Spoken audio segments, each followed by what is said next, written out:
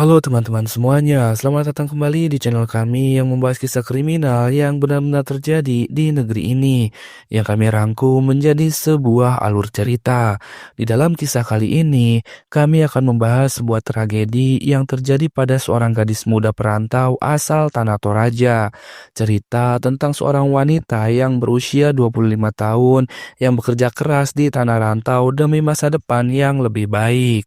Tapi siapa sangka kebaikan hatinya dalam membantu rekan kerja malah berujung pada kematian yang mengenaskan. Hanya karena masalah yang sepele soal pinjaman uang. Nyawa seorang anak yang begitu disayangi keluarganya harus melayang sia-sia. Seperti apa detail pada kisah kali ini? Jadi seperti ini kisah di baliknya.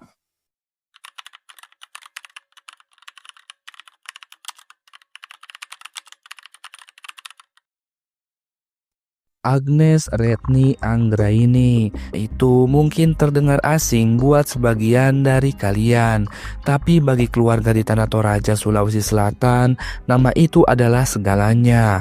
Agnes adalah gadis berusia 25 tahun yang punya mimpi besar untuk hidup yang lebih baik. Seperti ribuan anak muda Indonesia lainnya, Agnes memilih merantau. Dia meninggalkan kampung halamannya di Tanah Toraja dan pergi ke Morowali, Sulawesi Tengah untuk mencari pekerjaan. Di sana, Agnes bekerja sebagai admin di PT Pancapilar Sejahtera, sebuah perusahaan kontraktor di Desa Bahodopi. Agnes bukan gadis yang manja atau penakut. Dia mandiri, bekerja keras, dan punya hati yang baik. Keluarganya selalu bilang Agnes adalah anak yang bertanggung jawab dan penyayang. Di tempat kerja, Agnes dikenal sebagai sosok yang lemah lembut dan suka membantu rekan-rekannya. Yang bikin Agnes makin semangat hidup, dia punya kekasih bernama Desrianto Palulungan. Mereka berdua punya rencana masa depan yang indah. Agnes sering cerita ke keluarganya soal pacarnya yang baik dan sayang sama dia. Hidup Agnes di tanah rantau memang tidak mudah. Jauh dari keluarga, harus beradaptasi dengan lingkungan baru dan menghadapi berbagai tantangan. Tapi Agnes kuat dan optimis. Dia yakin kerja kerasnya akan membuahkan hasil. Di tempat kerja Agnes ada seorang pria bernama Muhammad Jupri. Umurnya 33 tahun. Dia juga karyawan di PT Pancapilar Sejahtera. Jupri ini sosok yang agak berbeda dari Agnes. Kalau Agnes dikenal baik dan sopan, Jupri punya karakter yang lebih keras dan mudah tersulut emosi. Sebagai sesama pekerja, Agnes dan Jupri sering berinteraksi.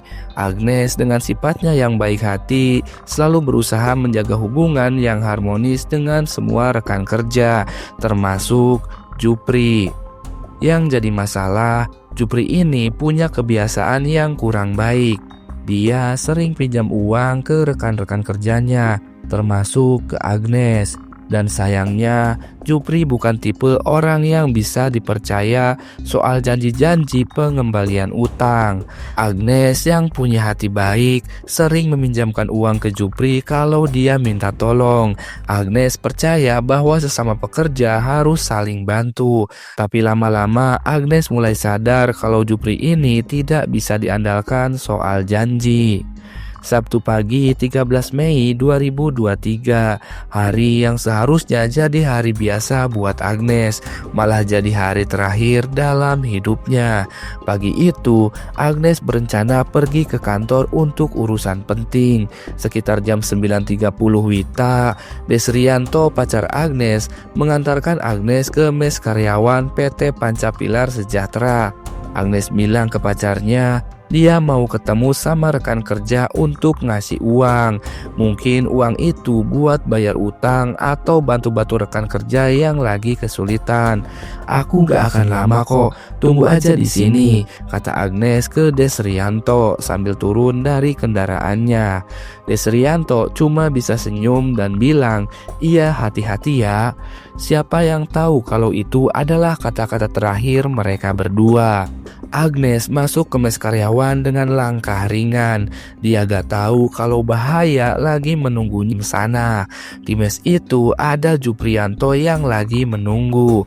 Di dalam mes karyawan yang sepi, Agnes bertemu dengan Jupri. Suasana awalnya biasa aja, kayak pertemuan rekan kerja pada umumnya. Agnes mungkin ngasih uang yang dia bawa, atau mungkin mereka ngobrol soal pekerjaan. Tapi entah gimana ceritanya, obrolan mereka mulai memanas. Mungkin Jupri minta pinjaman uang lagi, atau mungkin Agnes nanya soal utang Jupri yang belum dibayar. Yang jelas situasi mulai tegang. Menurut pengakuan Jupri sendiri nanti, masalahnya dimulai ketika Agnes menyebut dia pembohong. Mungkin soal janji-janji Jupri yang gak pernah ditepati, atau mungkin soal kebohongan lain yang udah ketahuan Agnes.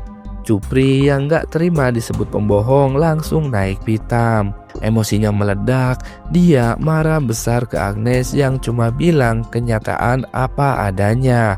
Agnes yang melihat Jupri mulai gak terkontrol, mungkin nyoba menenangkan situasi. Atau mungkin Agnes juga ikut kesal karena selama ini udah sering ditipu sama Jupri. Yang jelas Agnes sampai menampar Jupri. Mungkin karena Jupri mulai kasar, atau mungkin karena Agnes udah gak tahan sama kelakuan Jupri. Tapi tamparan itu malah bikin Jupri makin kalap. Yang terjadi selanjutnya adalah hal yang gak pernah dibayangkan Agnes. Jupri yang udah kehilangan kendali jadi kayak orang kesurupan. Amarahnya udah gak bisa dibendung lagi. Jupri lihat ada batu di sekitar mes. Tangannya gemetar karena amarah yang meluap-luap. Matanya melotot merah. Agnes yang melihat perubahan drastis di wajah Jupri langsung merasa ketakutan. Dia sadar situasinya udah berubah. Agnes mungkin nyoba lari atau setidaknya menghindar, tapi Jupri udah terlanjur kalap. Dia ambil batu itu dan langsung mukul kepala Agnes dengan sangat brutal. Suara benturan terdengar keras. Agnes langsung roboh. Cairan merah mulai mengalir dari kepalanya yang terluka parah. Agnes mungkin masih sadar sejenak. Matanya menatap Jupri dengan tatapan gak percaya. Dia gak nyangka rekan kerjanya sendiri bisa sekejam itu. Tapi Jupri belum berhenti. Dalam keadaan emosi yang tak terkendali, dia terus memukul kepala Agnes dengan batu itu berkali-kali sampai Agnes gak bergerak lagi. Cairan merah mulai menggenangi lantai mes. Gadis baik dari Toraja itu akhirnya menghembuskan napas terakhirnya, jauh dari keluarga yang sangat menyayanginya. Setelah melakukan perbuatan keji itu, Jupri kayak orang yang baru bangun dari mimpi buruknya. Dia melihat Agnes yang udah gak bernyawa, cairan merah di mana-mana, dan batu di tangannya yang penuh dengan cairan merah. Jupri panik. Dia sadar udah melakukan hal yang mengerikan. Otaknya mulai mikir gimana caranya menutupi kejahatan ini. Jupri ambil kain dan bungkus kepala Agnes yang mengeluarkan cairan merah.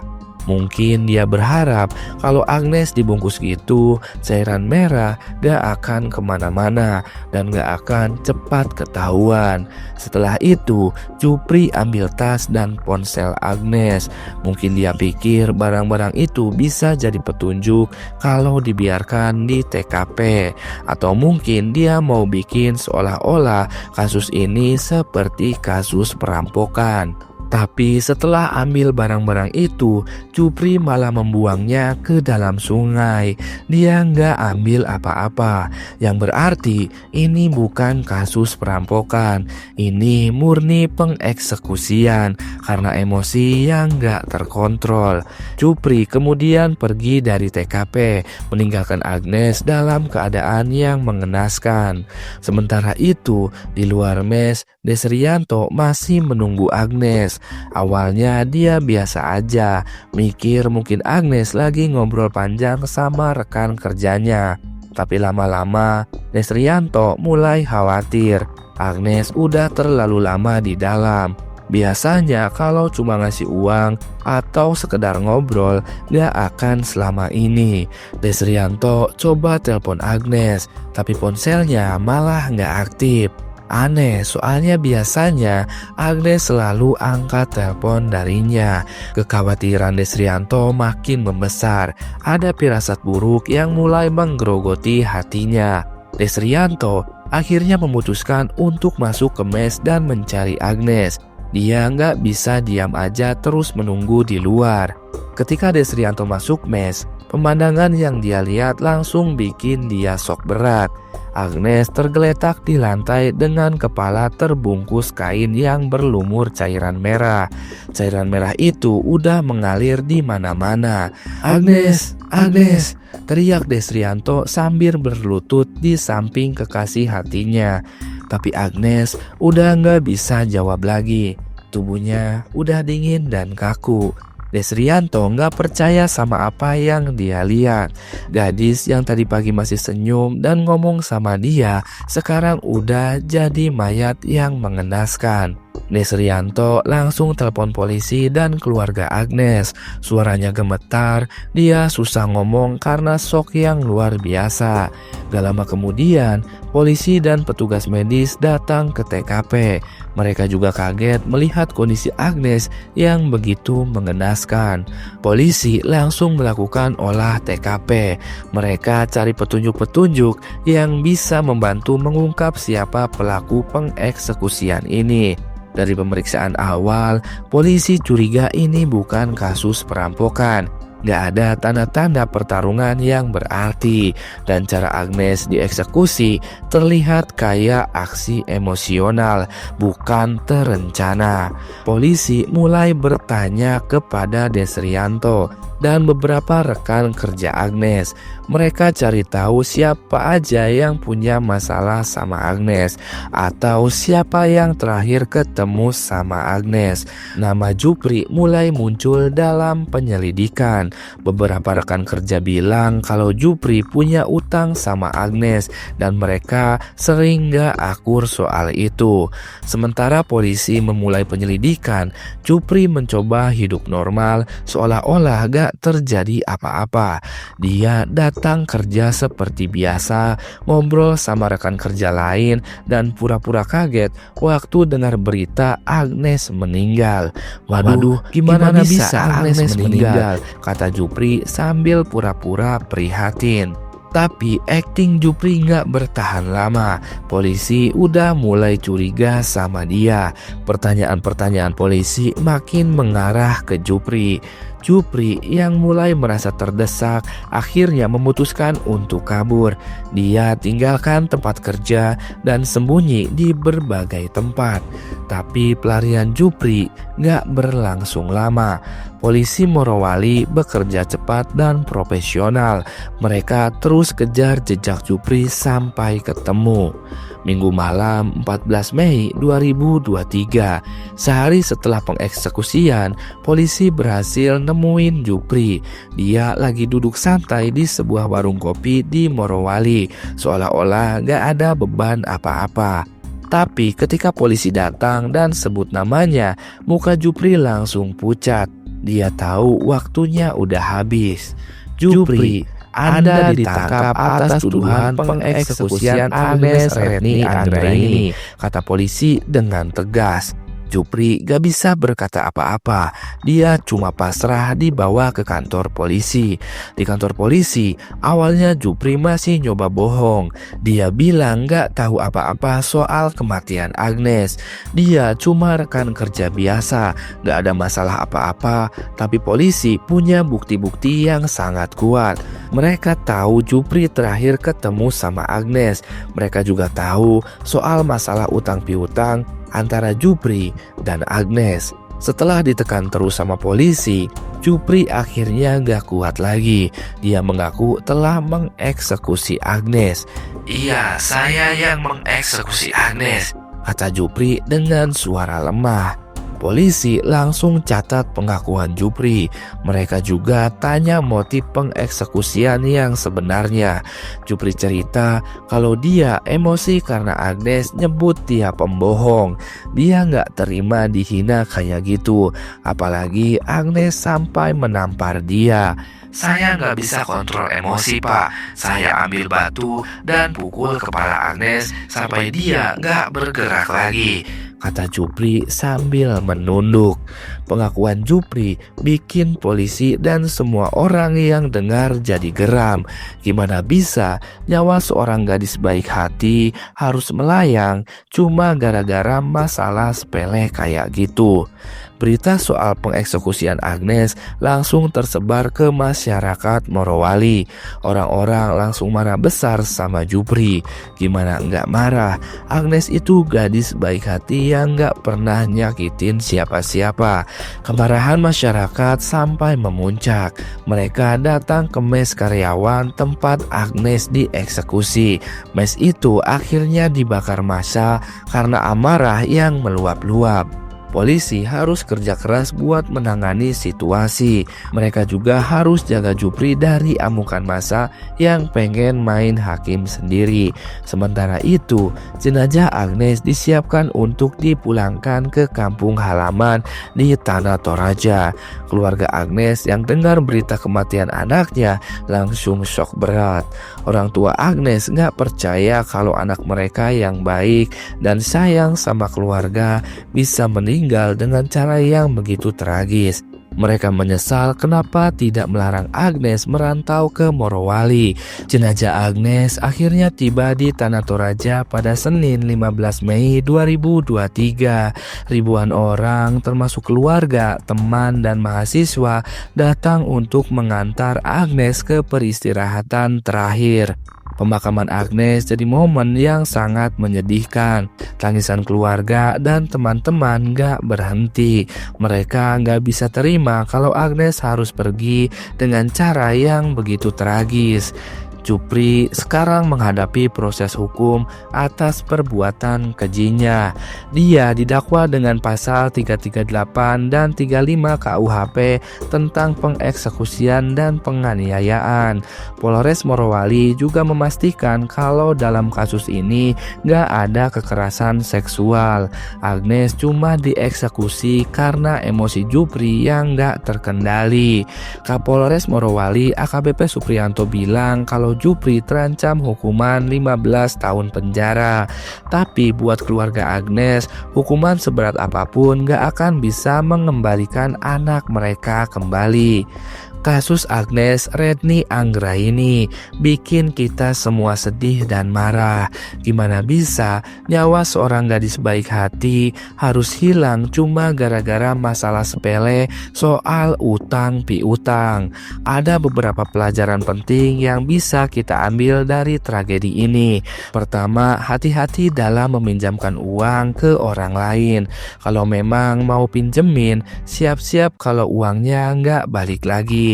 Dan kalau mau nanya soal utang, lakukan dengan cara yang baik dan di tempat yang aman. Kedua, jangan pernah bereaksi dengan kekerasan.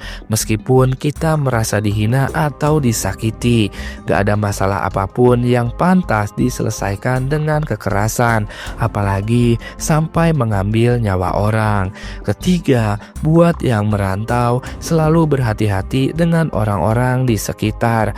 Meskipun mereka rekan kerja atau kenal baik, kita nggak pernah tahu karakter asli mereka. Keempat, kalau ada masalah atau konflik dengan orang lain, sebaiknya diselesaikan di tempat umum atau ada saksi lain.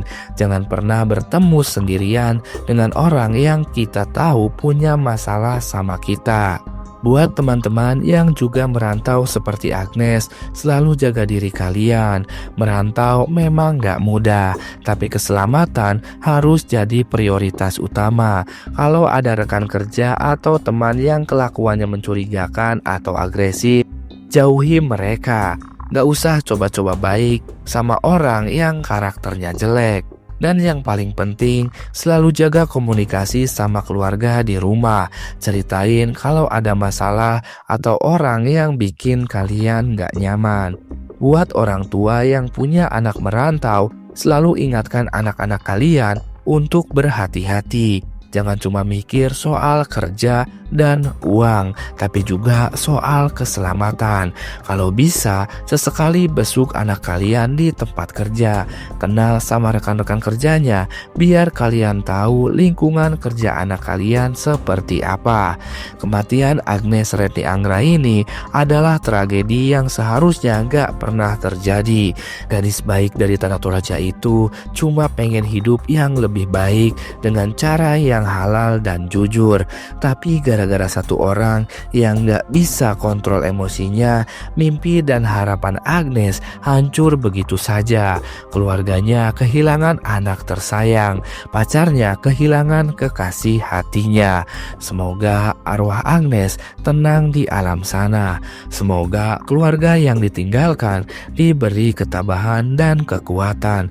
Dan semoga tragedi seperti ini gak terulang lagi. Untuk Jupri, semoga dia menyesal seumur hidup atas perbuatan kejinya. Dan semoga hukuman yang dijatuhkan bisa jadi pelajaran buat orang lain yang mungkin punya karakter serupa. Mari kita doakan Agnes dan belajar dari tragedi ini. Jangan biarkan kematian Agnes sia-sia. Jadikan kisahnya sebagai pengingat untuk kita semua agar selalu berhati-hati dan menjaga diri. Terima kasih kalian sudah menyimak kisah ini. Sampai jumpa di kisah selanjutnya.